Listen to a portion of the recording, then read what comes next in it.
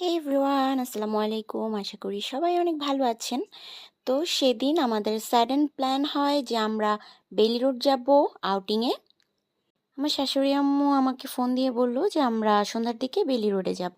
ফার্স্টে আমরা সেখানে যেয়ে মিনিসোতে যাই অ্যান্ড আমার ননদিনী একটা শোপিস লাইট কিনেছিল, খুবই সুন্দর ছিল লাইটটা।